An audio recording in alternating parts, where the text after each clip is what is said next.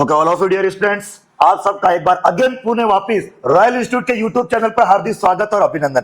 चलिए dear student, आज हम करने वाले हैं बायोलॉजी का जो पेपर हुआ है उसके एनालिसिस की हम बात करने वाले।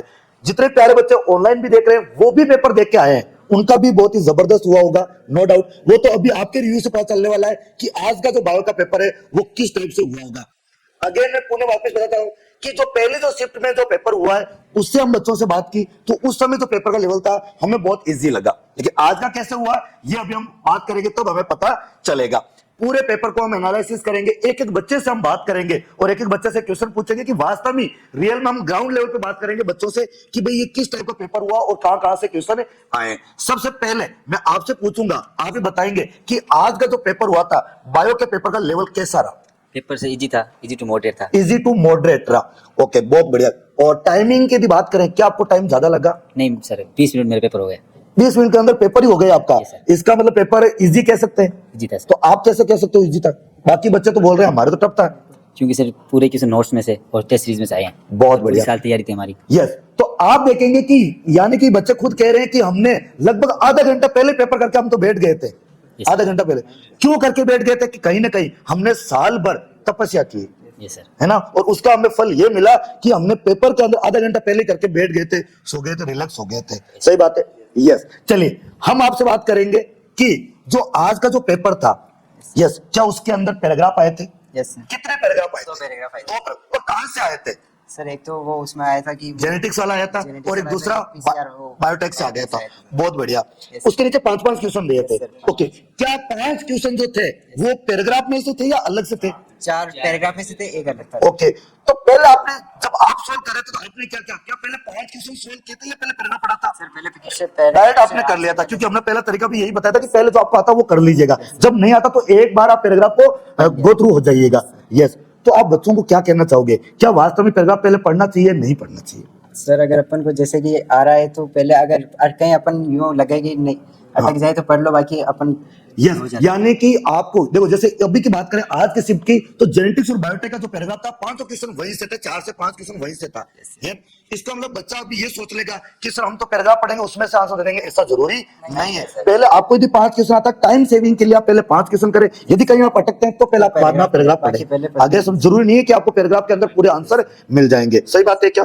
क्या बात। ओके, कोई पैराग्राफ के क्वेश्चन जो थे वो 1 लाइन थे या कोई टफ क्वेश्चन थे? नहीं सर, 1 लाइन सीधे इजी क्वेश्चन थे। यानी कि पैराग्राफ से जो क्वेश्चन आता है बहुत ही इजी क्वेश्चन आते हैं, आपसे सीधे शॉर्ट में आपसे हो जाएंगे। तो आप पहले पैराग्राफ वाले क्वेश्चन आप सीधे पैराग्राफ पे जाए और आंसर लगाए, नहीं आता कहीं अटकते हैं तो आप पैराग्राफ पढ़े। बाकी पेपर बहुत इजी रहा, मतलब पैराग्राफ का जो क्वेश्चन था बहुत इजी रहा। अगली हम बात करते हैं स्टेटमेंट टाइप के, क्या क्वेश्चन आए थे? सर क्या बात, स्टेटमेंट के क्वेश्चन आए थे। स्टेटमेंट के कैसे क्वेश्चन आए थे? जैसे कि निम्नलिखित में से इसके बारे में कौन कौन सत्य है, कौन कौन असत्य है? क्या ऐसा आया था? बहुत बढ़िया। क्या इसमें से ये मल्टी चॉइस वाला ऐसा भी आया था कि इस टॉपिक से रिलेटेड कौन कौन सही, मतलब फर्स्ट सही, सेकंड सही, थर्ड सही, फोर्थ? इसका मतलब हो गया क्या, मतलब ऐसे क्वेश्चन मतलब बच्चा कभी सोल्व कर लेता है इजी। अगर सर एनसीईआरटी अगर उसकी क्लियर होगी ना, बहुत बढ़िया, एनसीईआरटी क्लियर हो जाए, नोट्स क्लियर है, नोट्स क्लियर सर हो जाएंगे। इसका मतलब हो गया, नोट्स का मतलब हो गया, जैसे मान लो मैं एग्जांपल बता रहा हूं, जैसे मान लो भ्रूण कोष है, यस, उसका आपने एक टॉपिक पढ़ा और उसके बारे में 4-5 लाइनें यदि किरण मैम ने लिखा रखी है, यदि वो 4-5 लाइनें आपको याद है तो इसका मतलब आप टिक टिक कर दोगे, कौन सा सही कौन सा गलत आपको पता है। इसका मतलब है स्टेटमेंट क्वेश्चन को यदि आपको सही करना है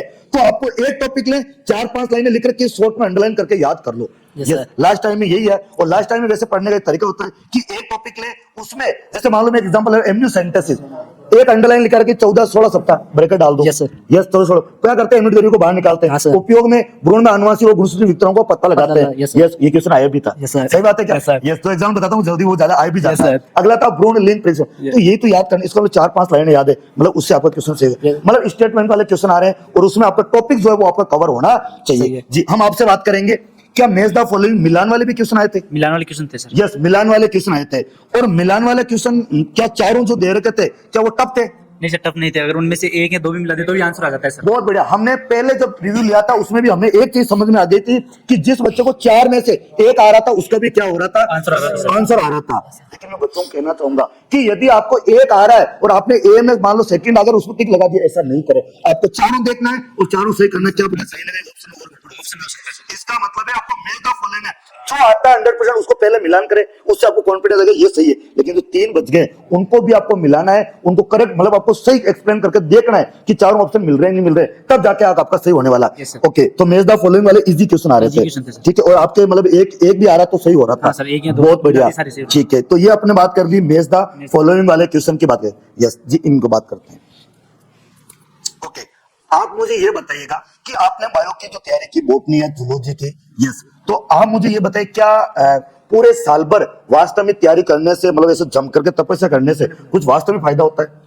मैंने 11-12 यहाँ से फाउंडेशन करी थी। बहुत बढ़िया। तो मतलब जो सर ने बताया वो तैयारी करनी है, नोट्स एनसीईआरटी जो भी प्रिपेयर करनी है, टेस्ट सीरीज का एक भी क्वेश्चन जो मतलब चैप्टर वाइज जो लगी है उसकी पूरी प्रिपरेशन करनी है। Yes. आंसर की जो लगी है उसके हिसाब से मतलब कौन सा गलत है कौन सा सही है वो भी Yes. बताना जरूरी है। इसका मतलब आपका कहना है कि पूरे साल भर आपको क्लास लेना बहुत जरूरी है, हाँ। रेगुलर होना बहुत जरूरी है, एक भी क्लास आपको मिस नहीं करनी। दूसरा, साल भर जो टेस्ट सीरीज हो रहे हैं उनको आप ईमानदारी से देना है और एनालिसिस भी करना और है। साथ में वेरी गुड, बहुत बड़ी बात बता दी आपने कि मान लो आज पेपर हुआ है और उसको घर पे जाकर आंसर कैसे मिलाना है कि मैंने ये गलत किया, क्योंकि अक्सर जो हम गलती करते हैं वही हमें याद होती है, वही पेपर में आती है। ज्यादातर आपने देखा होगा जो आपने गलत किए होंगे वो आपको पेपर में क्वेश्चन में, इसका मतलब आपको बहुत सही तरीके से एनालाइज करना होता है रूम पे क्या हमने कौन सा गलत किया और उसको मतलब ये जो गलती की उस गलती को आगे नहीं करना। कहते हैं कि एक सच्चा इंसान वही होता है, सही मायने में इंसान वो होता है जो अपनी किसी गलती को दोबारा दोहराता नहीं।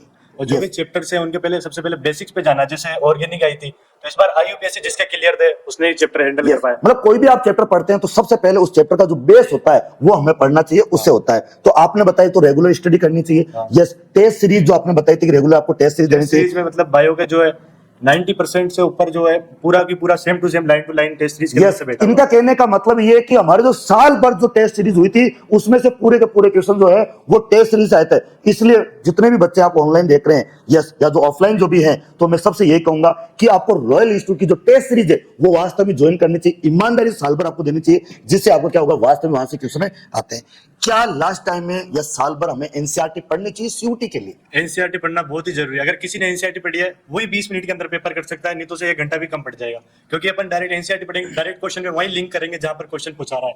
अगर अपन नोट्स ही पढ़ेंगे तो अपन को टाइम लगेगा, मतलब एक मिनट लग जाएगा क्वेश्चन पहुंचने में, क्या पूछ रहा है। यस, इनका कहने का मतलब है क्योंकि जो सीयूटी का पेपर है वो एनटीए बना रहा है और उनका जो बेस है वो है एनसीईआरटी, यानी पूरा पेपर जो एनसीईआरटी मतलब जैसे नोट्स होते हैं वो इजी लैंग्वेज में होते हैं। मतलब एनसीईआरटी पढ़ना क्यों जरूरी है? क्योंकि आपको वहां के जो ऑप्शन में जो लैंग्वेज है वो आपको जल्दी सुना आती है और उसमें याद आता है और आप टिक कर देते हो, नहीं तो फिर उसको आप वापस से रिवाइज करने में बहुत टाइम लगता है। इसका मतलब है टेस्ट सीरीज बहुत जरूरी है, एनसीईआरटी पढ़ना भी बहुत जरूरी है, रेगुलर साल भर की आपकी जो स्टडी है वो भी जरूरी है। यस, ओके, और बताइएगा कि आपको लास्ट टाइम में जब हमारा अपने यहाँ रॉयल के अंदर जब सिलेबस हो जाता है क्या वास्तव में हमारे यहाँ रिवीजन क्लास लगती है? रिवीजन क्लास लगी और हमारे प्रॉपर जो एनसीईआरटी की लाइन बाय लाइन रीडिंग और उसके साथ जो एनसीईआरटी बेस्ड क्वेश्चन थे जो हमारे लास्ट टाइम में प्रिपेयर कराए गए। मतलब हमारे यहाँ पर जैसे कि मान लो पूरा आपका सिलेबस हो जाता है, उसके बाद में हम रिवीजन क्लास के अंदर फर्स्ट टाइम इस बार अपन ने जो काम किया, यानी कि हमारे यहाँ बच्चों को हम लास्ट टाइम में पूरी एनसीईआरटी रीडिंग करवाते हैं, जिसका एग्जाम के अंदर बहुत फायदा होता है। और हम क्या करते हैं, एक एनसीईआरटी के मान लो एनसीईआरटी कोई एक चैप्टर है, उस एक चैप्टर में से एक टॉपिक लेते हैं, उस एक टॉपिक से रिलेटेड जितने क्वेश्चन बनते हैं वो हम सब सोल्व करवाते हैं। इससे वास्तव में बच्चों को ये होता है कि साथ में कॉन्सेप्ट भी क्लियर होता है और एग्जाम के अंदर उस टॉपिक से कैसा भी क्वेश्चन आ जाए वो कभी गलत नहीं होता है। यस, तो लास्ट टाइम में रिवीजन से बहुत फायदा है। यस, बहुत बढ़िया। तो ऑल ओवर देखा जाए तो बायो का जो पेपर है वो बहुत ही सिंपल आया, शानदार हुआ, तो नहीं था पर है ना? मेहनत थी। हैं? सिंपल तो नहीं था पर जो एनसीईआरटी जो पढ़ाया बढ़िया है, तो उसकी ओके, वजह से तो मतलब साल भर जो पढ़ाया गया था वो वास्तव में वो काम। तो आपको ऐसे वहाँ एग्जाम हॉल में और कुछ ऐसा देखने को मिला है कि यार हमने जल्दी कर दिया ऐसा कुछ? मेरे पास वाले था जो मेरे उसको कंप्यूटर चलाना नहीं आ रहा था, वो जहाँ भी पढ़ा उसको सिखाया नहीं कैसे कंप्यूटर चलाना है। यस, और मतलब जो कोई समझ ही नहीं पा रहे थे क्वेश्चन क्या है, क्योंकि हमारे इनका practice मतलब है, की- इनका कहने का मतलब है कि वास्तव में यदि आप सीबीटी कंप्यूटर बेस्ड टेस्ट की यदि आप तैयारी करते हैं तो आपको वास्तव में कंप्यूटर चलाना, माउस चलाना ये भी आपकी पहले प्रैक्टिस होनी चाहिए, क्योंकि आप पहली बार वहां जाके करोगे तो आपसे इतना नहीं हो पाएगा। यस, तो ऑल ओवर देखा जाए तो एनालिसिस की यदि हम बात करें, बायोलॉजी का जो पेपर था वो इजी टू मॉडरेट, इजी यानी कि मॉडरेट हम कहेंगे कि कहीं ना कहीं पैराग्राफ वगैरह ऐसे क्वेश्चन आते हैं तो वो थोड़ा सा होता है, स्टेटमेंट वाला तो टाइम सेविंग तो लगती है, तो अपन इतना इजी नहीं कहेंगे, इजी टू मॉडरेट कहेंगे।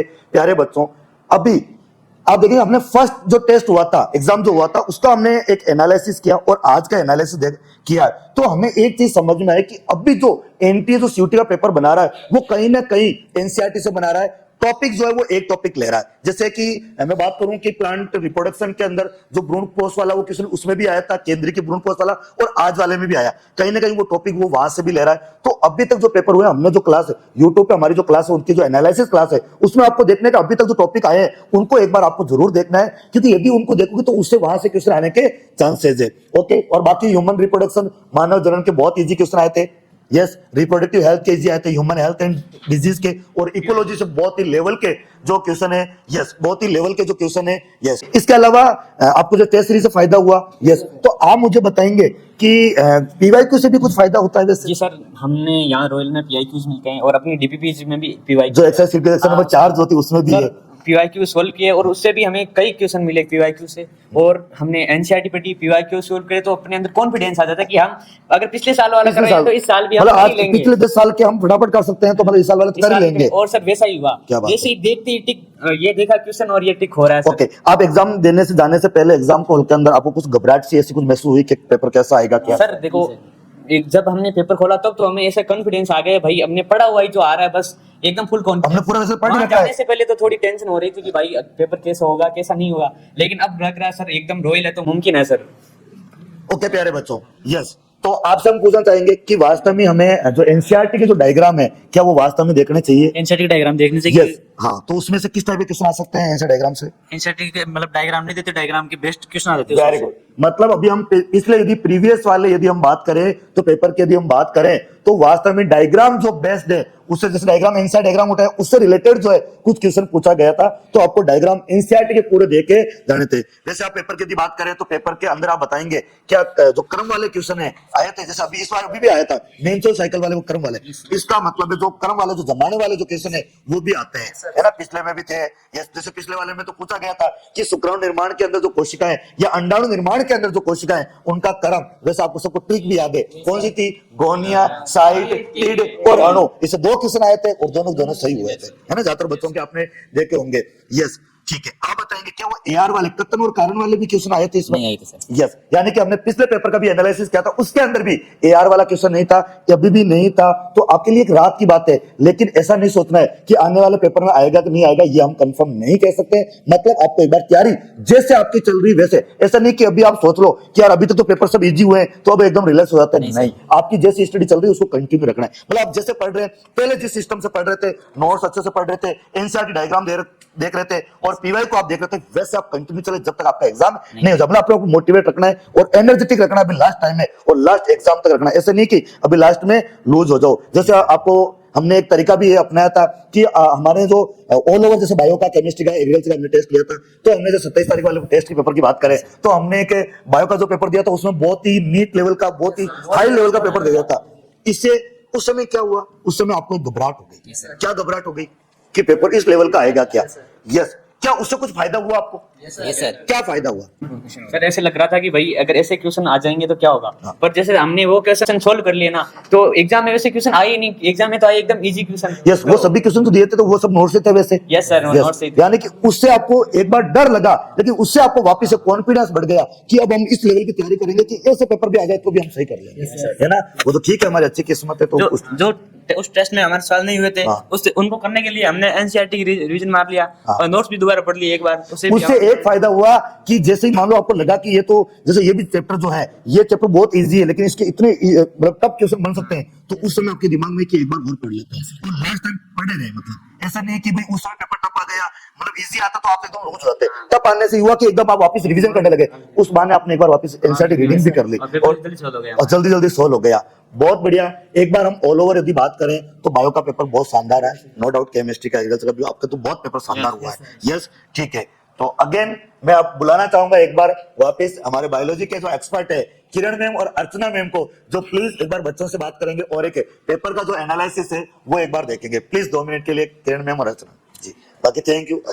हाँ, और ऑनलाइन जो वाले बच्चे जो हैं जिनके अब जो एग्जाम है उनको आप क्या कहना चाहेंगे? Best of luck. सारी बातें कर ली ओपी सर ने और पेपर बढ़िया रहा। ठीक है, और प्लांट रिप्रोडक्शन, एवोल्यूशन जो टॉपिक्स थे, जेनेटिक्स, बायोटेक्नोलॉजी, बढ़िया। बायोटेक्नोलॉजी से चिल्ड अल्कोहल वाला क्वेश्चन आया था, मैंने देखा था बिल्कुल।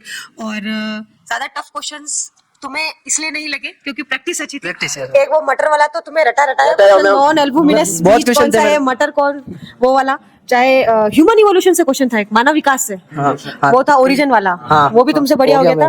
ठीक है, तो ऑल ओवर ये कि पेपर जो था तुम्हारा बहुत अच्छा गया है, बहुत मेहनत की बच्चों तुमने, उस मेहनत का फल तुमने पाया है, तुम्हारे चेहरों की मुस्कान दिखा रही है कि बहुत अच्छा पेपर हुआ। खूब खूब आशीर्वाद कि सब बहुत अच्छी यूनिवर्सिटी में जाओ। बच्चों आप सभी को बहुत बहुत बधाई पहले तो कि आप सभी का पेपर बहुत अच्छा हुआ है। Thank you ma'am. और सबसे इम्पोर्टेंट बात बच्चों, इकोलॉजी में बहुत डर लगता है Yes, ma'am. कि इकोलॉजी की एनसीईआरटी की जो लाइन्स है वो बड़ी टफ है। तो क्या आपने नोट्स पढ़ के इकोलॉजी याद करी, एनसीईआरटी याद करी, तो उसका बेनिफिट हुआ क्या? Yes, ma'am. पूरा सब कुछ सही कर लिया? Yes, ma'am. अच्छा, आपने इन सीटू एक्स सीटू, बच्चों इकोलॉजी का एक बार फिर से मैं बोल देती हूँ, इन सीटू एक्स सीटू से तो क्वेश्चन आ ही रहा है, पिछले वाले पेपर में भी आया था और इस बार भी आया है। समष्टि के गुण वाले जो है वहां से आ ही रहा है, आया होगा जन्म दर निकालना, मृत्यु दर निकालना। तो एनसीईआरटी का बिल्कुल बिल्कुल लाइन टू लाइन एनसीईआरटी का क्वेश्चन था, न्यूमेरिकल था बच्चों, लेकिन उसका आंसर भी एनसीईआरटी का ही था, एनसीईआरटी का ही न्यूमेरिकल पूछा है। और आप्रवासन, उत्प्रावसन, इन सीटू एक्स सीटू, ये सारे क्वेश्चन आपने कर लिए। पार एनर्जी फ्लो, यस बच्चों, पिछली बार भी यहाँ से क्वेश्चन आया है ऊर्जा प्रवाह वाला, फूड चेन, ये पिरामिड और एनर्जी फ्लो में इस बार जो क्वेश्चन आया वो पार का पूछा है कि पार का पूरा नाम क्या है, तो बच्चों आसानी से कर लिया होगा। फोटोसिंथेटिक एक्टिव रेडिएशन, अच्छा 2 फुल फॉर्म पूछी थी। तो बच्चों कुल मिला के आपका पेपर बहुत अच्छा रहा, बहुत बहुत बधाई, आपको बहुत अच्छी यूनिवर्सिटी मिले। धन्यवाद पूरी टीम को एक बहुत ही अच्छा एनालिसिस करने के लिए। आप लोगों को बहुत धन्यवाद, क्योंकि पेपर दे करके थक करके आप आए और उसके बावजूद भी हमको टाइम दिया है।